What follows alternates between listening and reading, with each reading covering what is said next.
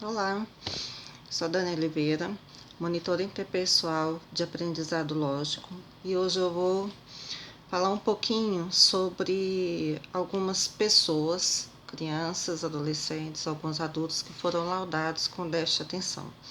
Eu não vou entrar no mérito da questão da síndrome em si, mas de como a gente pode trabalhar ela dentro de uma forma educativa, né? Alguns pais têm procurado para poder saber como que eles podem se manter de forma mais segura na escola, como que eles podem ter um aprendizado, né, melhor. Muitos acabam sendo isolados porque o laudo do déficit de atenção ele é como se fosse uma escalinha. Ele pode apresentar um baixo nível de déficit e ele pode ir aumentando com o passar do tempo. Então, o que acontece?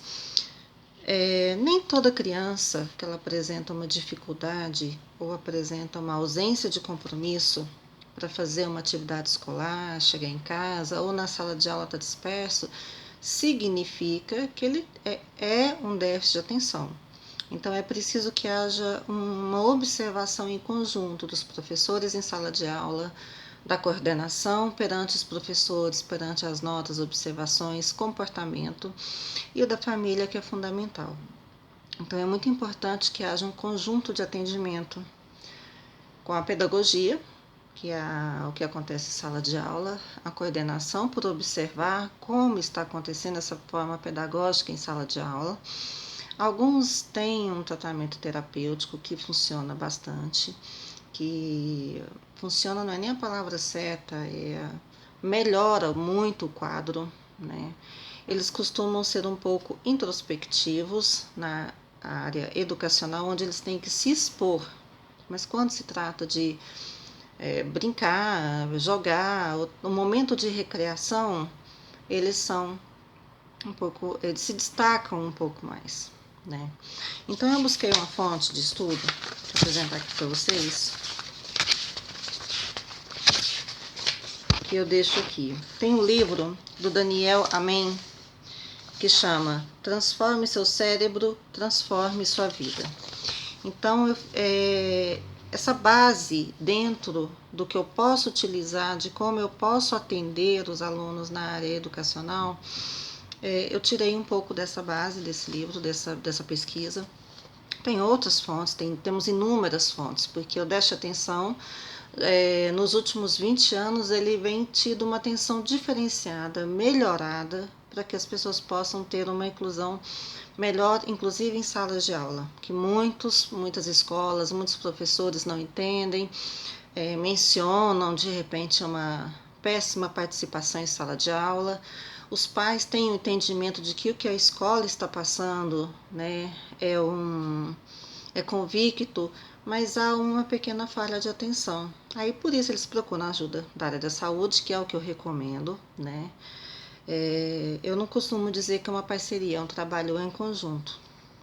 A área da saúde, a monitoria, que no caso é o meu trabalho, faz parte do que eu trabalho, a escola e a família. Então nós somos 4 pontas em conjunto para fazer com que a qualidade do aluno seja cada vez mais melhor, né?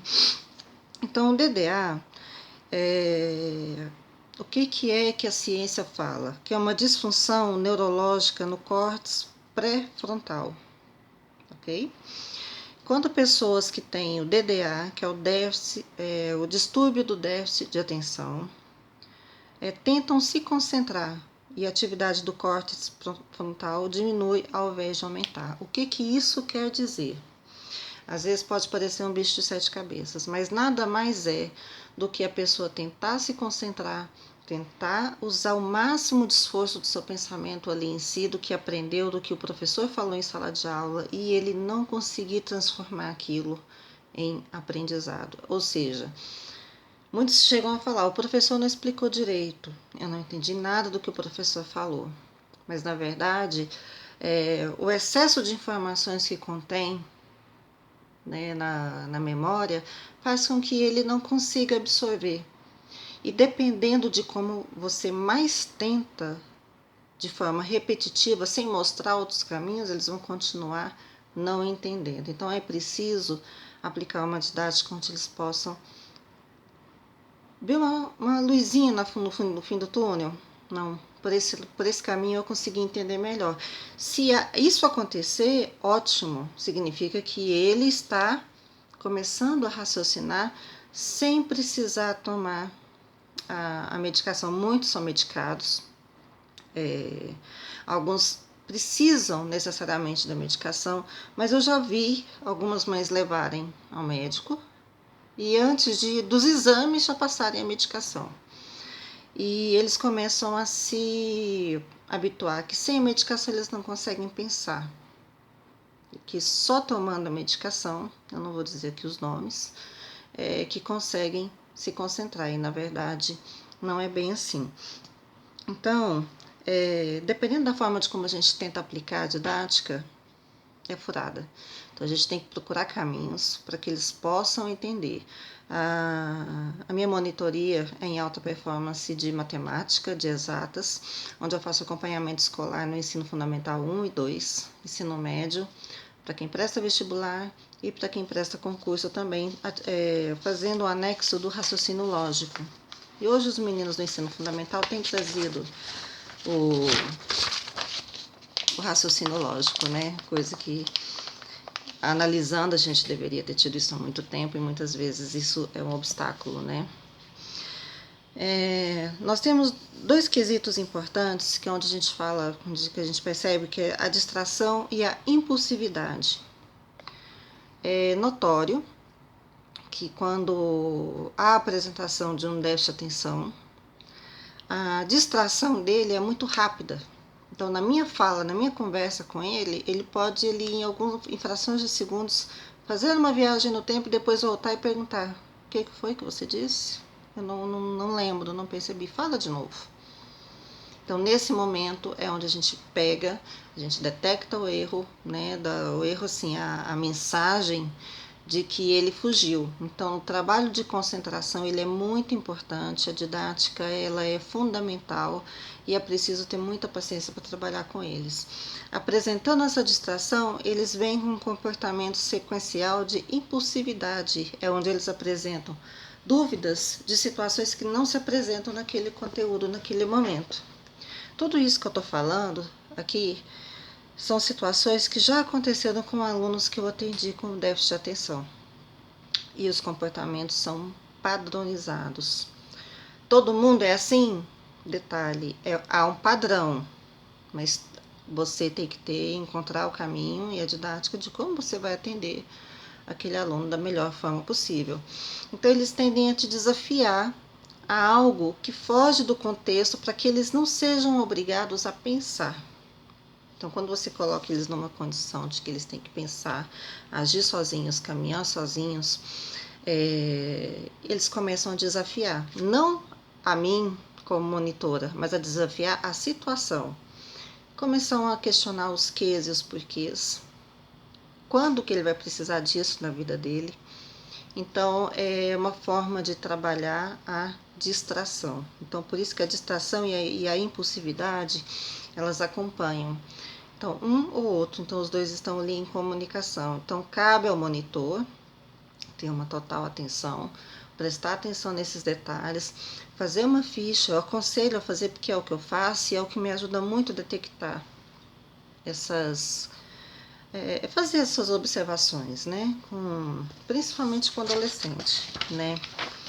Quando a gente faz uma busca de conflitos, o que são esses conflitos?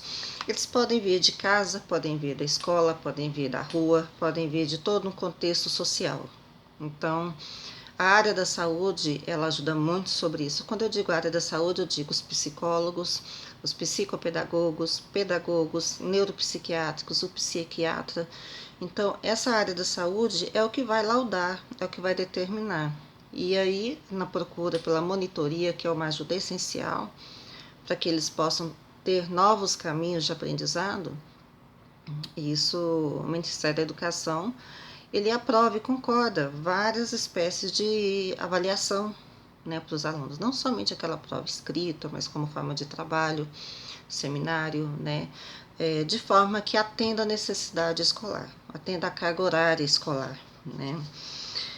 Então, olha aqui um detalhe importante, de acordo com esse estudo que eu fiz. Os pais de uma criança com DDA, que é o distúrbio de déficit de atenção, comumente relatam que seus filhos são peritos em deixá-los bravos. É onde vem a questão do transtorno desafiador.